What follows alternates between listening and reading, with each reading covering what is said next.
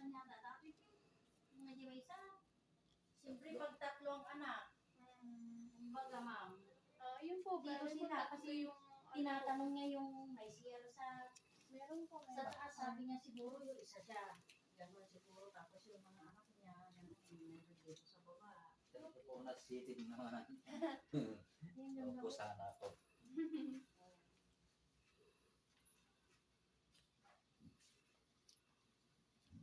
Ila ko minsan di balay min ma'am chat. Ako mo na. Dito kami magbahay na. Kahit yun lang, okay.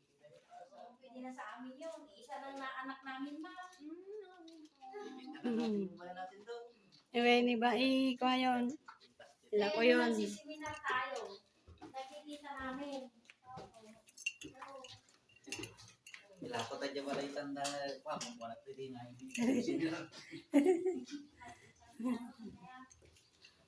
Oh, ganda. Kasi ang ating Well, Ayun, pangkubino. Dalawang tao namin to.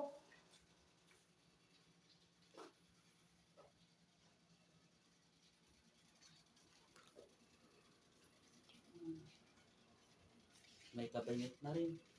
Ano po, hindi pa po lahat ito mga kasama po. Ano lang po, for pwede nilang gayakin yung mga structures po.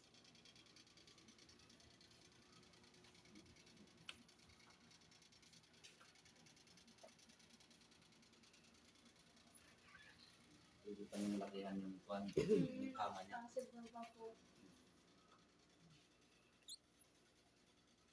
o yan, 3 bedrooms, isang CR.